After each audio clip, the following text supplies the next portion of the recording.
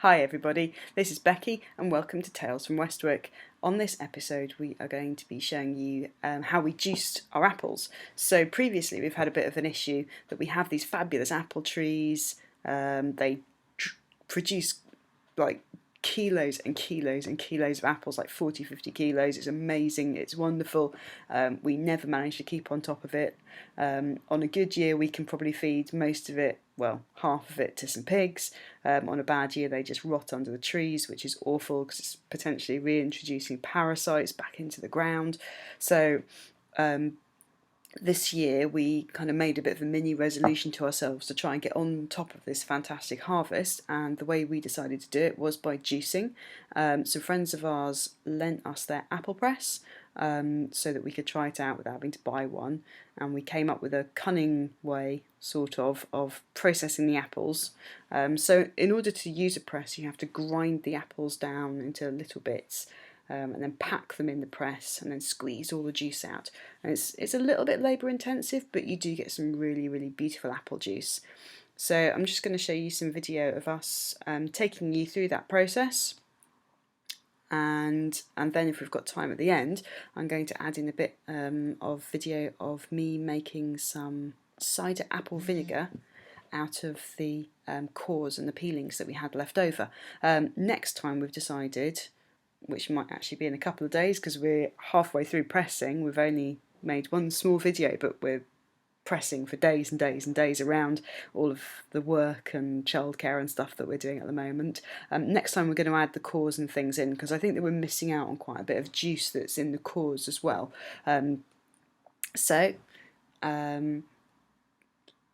Let's move over to the video and enjoy learning how to press apples with us. Do you want me to say anything? Yes, we're recording, so tell everybody what you're up to. Alright, so we're making apple juice and maybe cider. This is, what's it called? I think it's just an apple peeling coring machine. Let me get a good wide shot of it.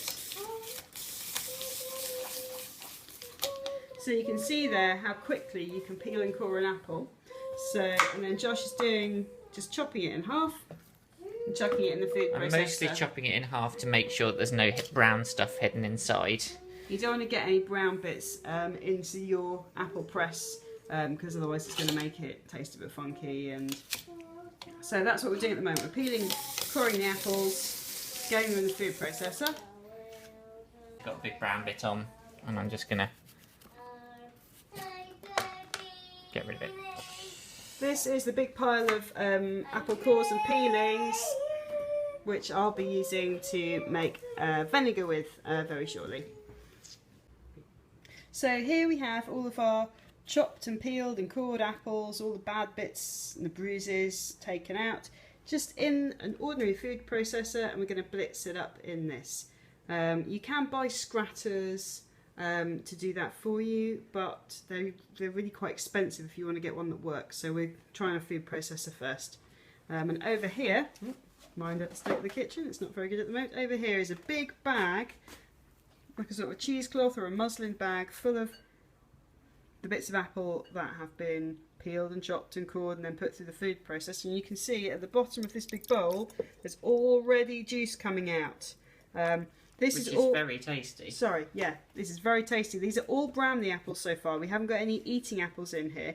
And you'd think, them being cooking apples, that it would make it too sour. But actually, it's really nice. So, onwards and upwards. Right, this is the apple press, and we're just putting it together now to do our second pressing of the day. So, tell us how it works, Josh. Okay, so you can see inside there are two bags, which contain the apple pulp, I guess. Mash, I think Stuff. It's called. Apple mash. And so you fold the bags over, and then you place these not quite semicircular bits of wood So we've over. already So that's done... going to be the thing that presses down on the mash. Yeah. So And this then... side's already got a mash in it, I take it. Yeah, that's right. Okay. And so you can see, if you look at this thing at the top, this is the thing that's going to be doing the work of squeezing the juice out, but it won't fit inside the, whatever you call this thing, the body of the thing. So that's why you put these blocks of wood on top, All right. for it to push down on. So, I see. So we'll start like that, and just spin that round until it reaches the bottom.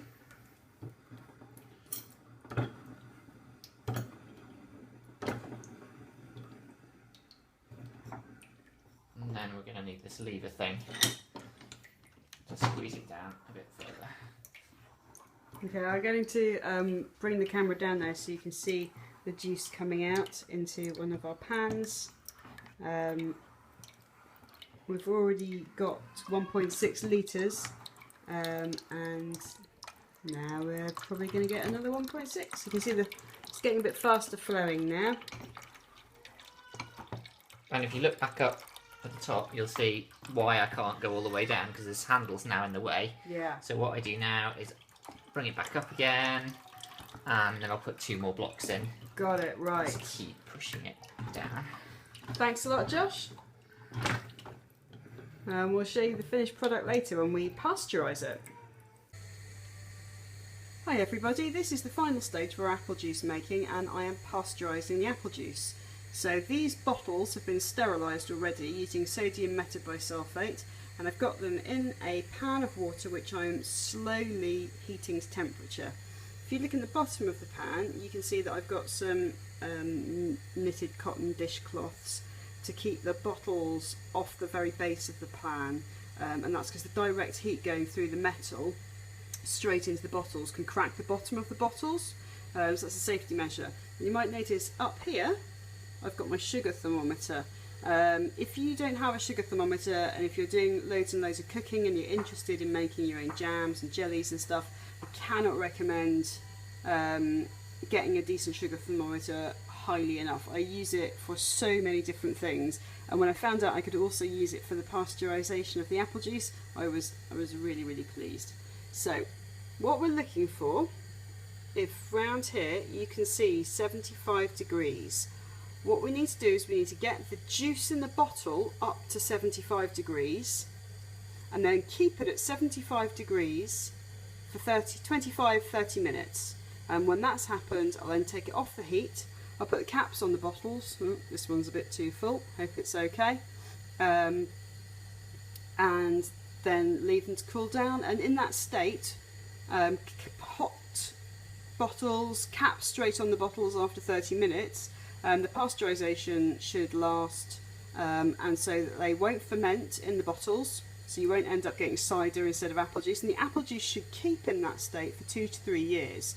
Now you may be saying, oh, what about Clostridium botulinum?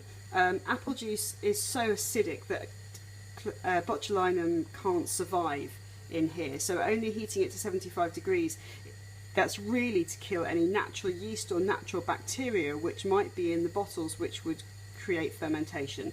And we don't want fermentation because what we're looking for at this stage is pure apple juice. Later we might take these bottles of apple juice and turn them into cider, but storing them just as pure apple juice just gives us more options. So there you go. That's it. Last stage, pasteurisation. Much easier than I thought.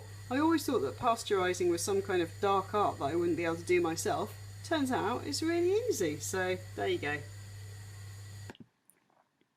So that was juicing apples, which was really awesome. We got 7.5 bottles out of our first 2 pressings, or maybe 3 pressings, but we're hoping to do a lot more, and we're kind of estimating we might manage to get 20 bottles, that's 75 centilitre bottles out of this year's crop, which would just be amazing. A couple of notes on the video that I just made. The apple gadget is the one I mentioned in a previous video, and the reason we did the process of putting it through the apple screw was because you have to chop them up anyway a little bit to get them into the food processor without like totally burning out your food processor, but also because it's really, really important there's no bad bits in the apple to make the juice taste bad. We did the coring process because most of the kind of the worms and rubbish you get tends to end up down the core, but also that doing that process means you get a really good view to see if there's any bad bits, which you saw us cutting out in the video. So that's the first one. The second one is in the pasteurisation video.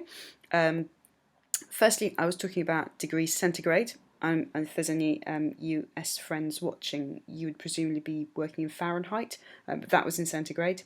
And the other point is that you don't want the temperature in the pasteurisation to go above 77 degrees centigrade, because that can, then you're cooking it and you'll change the flavour of it. So if you keep it sort of 74 to 77, then you keep that really fresh flavour, which is great. So now we've got a quick video about making cider apple vinegar. Okay, so we've taken a bit of a pause from the juicing of the apples to show you what I'm doing with the peels and the cores. This is the first time I've done it, but I read somewhere a long time ago that you can make apple cider vinegar out of the peels and the cores, and since we're trying to waste as little as possible and our chickens can't possibly eat their way through all the peels and the cores that we've generated, I thought I'd have a go. So what I've done here is I've sterilised 2 old vinegar jars. I've sterilised these jars with a little bit of sodium metabisulfate and some acid vinegar actually, and frankly if anybody out there has got a better way to sterilise bottles and jars than using sodium metabisulfate, which is an evil chemical. Some chemicals are not evil, but if you've ever accidentally inhaled sodium metabisulfate, then it is the devil's own chemical. But it does sterilise your jars. So for bottles and these very large jars, I've used sodium metabisulfate. Please tell me if you've got a better solution. In the jars, you can see I've already put the peels and the cores that were generated from the apples. I've already washed these, and to the top I've added, this is a little bit of Rapadura. You can use sugar, brown sugar, white sugar, any sugar. Rapadura is whole sugar, so that's unrefined white sugar. I bought some for baking a while ago. It's got quite a nice toffee smell to it. I don't know why I'm bringing you closer to the jar to smell it, because you know you can't smell it, but there you go. And just for kind of, I suppose, point of interest, is brown sugar is actually white sugar that's had a bit of molasses stirred back into it to give it the colour. It's not unrefined sugar. This Rapadura, or there's another named type of sugar called sucanat. They're both unrefined sugars, so they're still actually for a sugar, it's got some vitamins and some minerals left in it. And the same is true of jaggery and palm sugar. Both of those are unrefined sugars. So to this I'm going to be adding enough water to cover all of the apple product. Since I'm trying to make a fermented vinegar, I've actually boiled and cooled this water because tap water has got fluoride and chlorine in it, which can impede the process of wild fermentation. So I boiled it to try and get the chlorine off. I don't know if it's going to work. Cross your fingers for me. And all I'm going to do is to pour this into here. I'm trying to do it one-handed, it's no joke. I'm going to pour all this into here. If I need a bit more, then I've got some more cooled boiled water. And then I'm going to just shake the jar a few times to dissolve that sugar. It's looking pretty good, isn't it?